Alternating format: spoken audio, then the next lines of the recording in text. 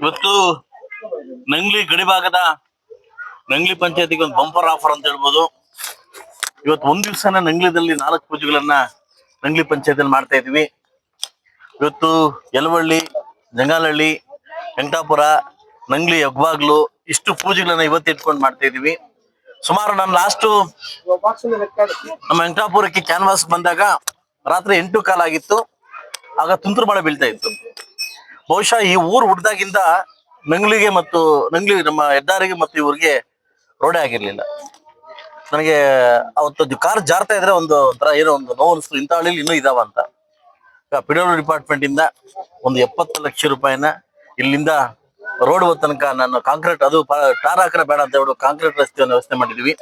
Permanent ಆಗಿ ಉಳಿಬೇಕು road.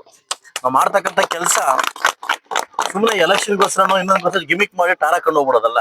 Permanent ಆಗಿ ಉಳಿಬೇಕಂತ ಕೆಲವು ಹಳ್ಳಿಗಳನ್ನ, ಏನು ಇದುವರೆಗೂ ರೋಡ್ ಇರ್ತಕ್ಕಂಥ ಹಳ್ಳಿಗಳನ್ನ ಒಂದು ಕಾಂಕ್ರೀಟ್ ಮುಖಾಂತರ, ರಸ್ತೆ ಮುಖಾಂತರವಾಗಿ 70 ಲಕ್ಷ ರೂಪಾಯಿ ಹಾಕಿದ್ವಿ. ಇನ್ನು ನನ್ನ ಇಲ್ಲಿ ಗ್ರಾಮ ಸದಸ್ಯರಾಗಿರ್ತಕ್ಕಂಥ ನನ್ನ ಸೋದರ ಸಿದ್ದು ಇನ್ನೂ ಕೆಲವು ವಿಷಯಗಳನ್ನ ಕೊಟ್ಟಿದ್ದೆ ನನಗೆ. ಮಮತಾ ಪ್ರಕಾಶ್ ಅವರು ಇಬ್ಬರು 2 ಮೆಂಬರ್ ಅಲ್ಲ ಸೊ ಕೊಟ್ಟಿದ್ದಾರೆ. ಇನ್ನು ಕೆಲವು ವಿಷಯ ಬಾಕಿ ಇದೆ ಮಾಡ್ತಕ್ಕಂಥದ್ದು.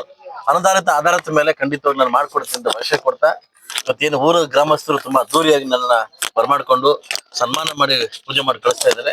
ಇದನ್ನ ಕಾಂಟ್ರಾಕ್ಟ್ ಬಂದು ಸಂತೋಷ್ ರೆಡ್ಡಿ ಅವರು, ಅವರು ಒಳ್ಳೇದಾಗ್ಲಿ, ಆದಷ್ಟು ಬೇಗ ಕೆಲಸ ಸಿಗ್ಲಿ ಸರ್, ಕೆಲಸ ಮುಗ್ಲಿ ಅಂತ ಕೇಳ್ಕೊಂತ, ಈಗ ನಮ್ಮ ವಯಸ್ಸಳ ಹೆಬ್ಬಾಗ್ಲು ಪೂಜೆಗೆ ನನ್ನ ಕನಸಿತ್ತು, ವಯಸ್ಸಿನ ಹೆಬ್ಬಾಗ್ಲು ಮಾಡ್ಬೇಕಂತ ಕನಸಿತ್ತು. ಮೊನ್ನೆ ಕಿಶೋರ್ ಅದನ್ನ ಮಾಡ್ತಾ ಇದ್ದಾರೆ. ಸೊ ಇಲ್ಲೋಗಿ ಅಲ್ಲಿ ಪೂಜೆ ಮಾಡ್ಕೊಟ್ಟು ಅಲ್ಲಿಂದ ವಿವೇಕಾನಂದ ಸ್ಕೂಲ್ಗೆ ಹೋಗ್ತಾ ಇದೀನಿ.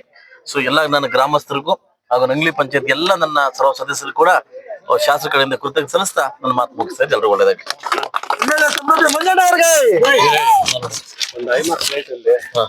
ಆಲ್ರೆಡಿ ಕೊಟ್ಟವನು ಸಿದ್ದು, ಕೊಟ್ಟವನು ಶ್ರೀಧರ್ ಕೊಟ್ಟವ್ರು.